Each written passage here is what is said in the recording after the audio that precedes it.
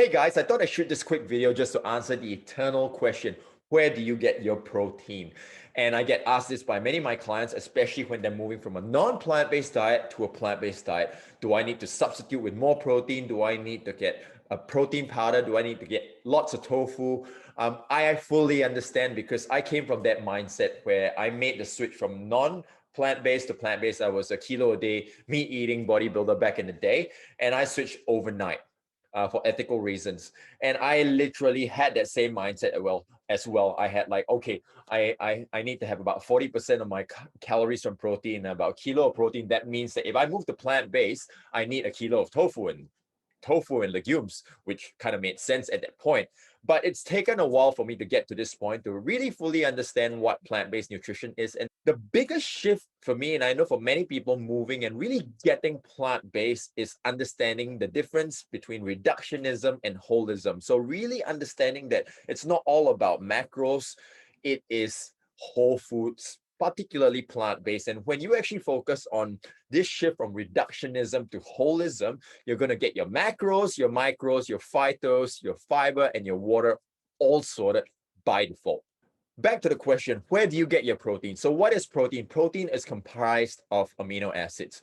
So we require 22 amino acids to function in our body. And out of these 22, 9 are considered essential, okay? Meaning that you can't get it, your body can't actually make it. You need to get it from the food that you eat. The thing is that all plant proteins actually have all 9 essential amino acids, just at varying levels. As you can see, the graphic equalizer on the stereo right there. So if we look at I remember back in the day when I was young, when I was looking at the hi-fi stereo, we had the 15 hertz, we had the 100 hertz of bass and things like that. And everything was just kind of jumbled up based on how you want your audio to sound like. And that's what the amino acid profile would look like. For example, animal-based proteins, if you look at all the essential amino acids, they're quite proportioned with each other as compared to white rice and tofu.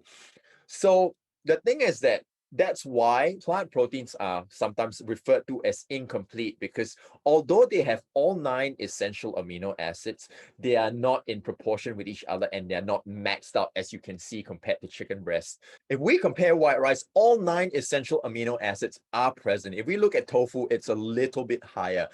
And why did if you can see that, I've highlighted there the amino acid leucine.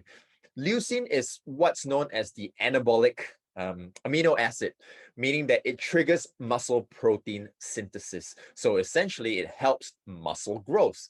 So what actually contains more leucine is legume sources contain a lot more leucine than, for example, white rice or maybe brown rice for that matter.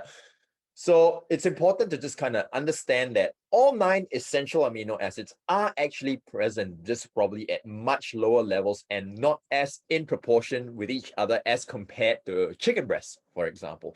Dr. T. Colin Campbell, who wrote the China study, what he says is that plant proteins are referred to as incomplete because they do not match our human amino acid profile, but they are not incomplete when it comes to fulfilling our dietary needs. So plant proteins are actually complete. And the thing is that where plant proteins are concerned, you don't just eat white rice alone. You may be eating white rice, you may be eating lots of vegetables, you may have a legume source. So by default, you're going to be eating a varied diet. So all your essential amino acids will be in proportion with each other as long as you consume a varied diet. You're actually going to have all the proteins that you need. So on another note though, I mean, there are plant proteins that are considered complete. So for example, quinoa, soy, buckwheat, hemp seeds, chia seeds, chlorella, spirulina, maca, goji berries. These are considered complete plant proteins, meaning that the essential amino acids, all 9 of them are in proportion of each other. So if you want to look for a complete plant protein source, these are the ones to go for. So I've talked a little bit about protein. How much protein does a person need? So for general health and well-being, 0.8 kilos of body weight. So if we take an 80-kilo person, it is roughly about 64 grams, which is super easy to hit. For example, endurance, 1.2 to 1.4 kilo of body weight. So 80 kilo person, once again, 96 grams to 112 grams. So the next person will be maybe a strength guy. So 1.6 to 2 per kilo of body weight. So if we take an 80 kilo person again, it's about 128 grams to 160 grams. If you're moving towards a plant-based diet, it is worth going to calculator.net and looking up your BMR calculator. And what is your BMR? Your BMR is essentially how much calories you need to function. So for example, if you are quite sedentary, your caloric intake might be just 2,000 calories. However, if you're training 3 times a week, it might be 2,004.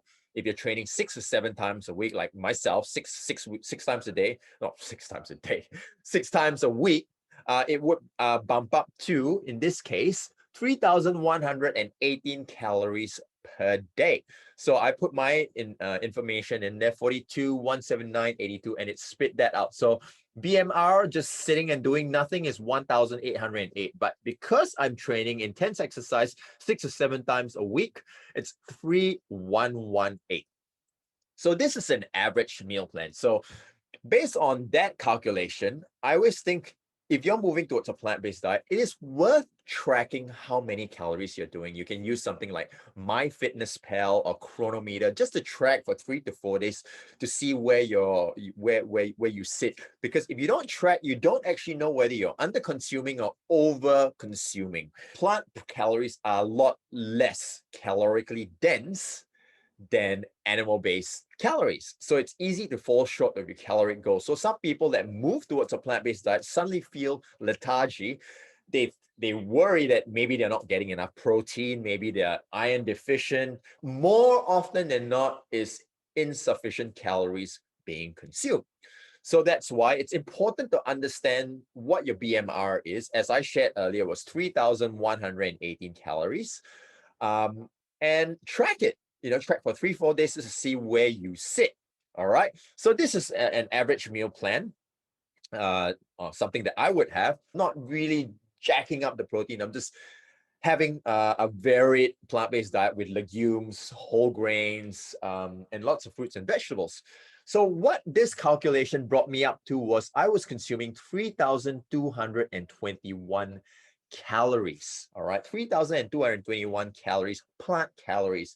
And if we look at the protein content, as I've highlighted there, it's 134.7 grams of protein in this meal. All right, which works out to be, if we take the previous slide, 1.6 to 2 kilos of body weight for strength. It's about 1.6 times body weight, which is 131.2 grams versus what I'm actually consuming, which is 134.7 grams. So meaning that by not actually seeking protein, just having a varied plant-based diet, consuming sufficient calories, I have automatically hit my protein goal. So what I'm trying to say here is calories is number one for a start beyond everything else, ensuring that you consume sufficient calories. So I think the only way that you can do it is to actually track it.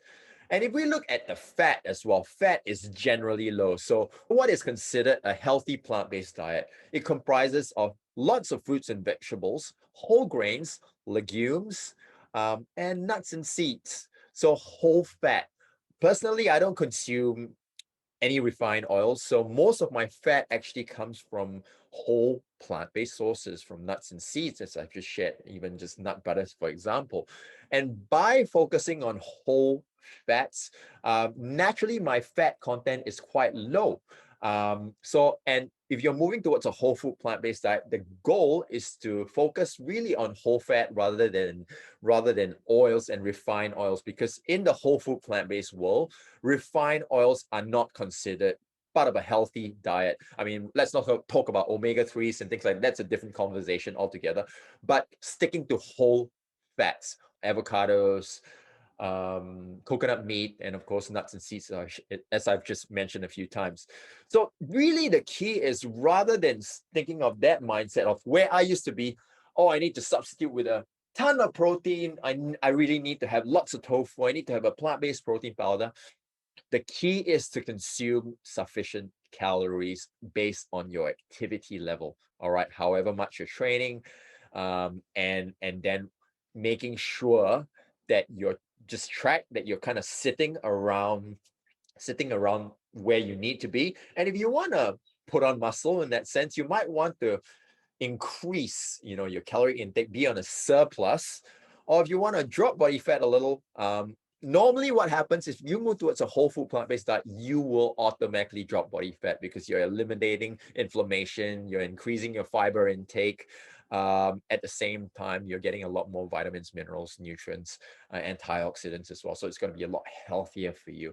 So there is a cheat sheet that I wanted to share, and it's by my mate, Jacked on Plants, Sammy. Great graphic here. So if we look at the macros, you're looking about 60 to 70% carbs, about 10 to 15% fat, and maybe 15 to 20% protein.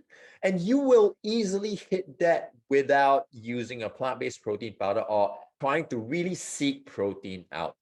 So the takeaway piece is that if you're really wanting to optimize your plant-based diet, particularly if you're looking at building muscle or wanting to support your recovery, maybe what you could do is just firstly get your BMR just to see where you sit in terms of what you need based on your activity level. The next step would be start tracking with MyFitnessPal or Chronometer just to see where you sit and how much you're actually consuming. And ideally, you want to keep it to whole plant-based calories. So nuts and seeds, whole grains, legumes, fruits and vegetables.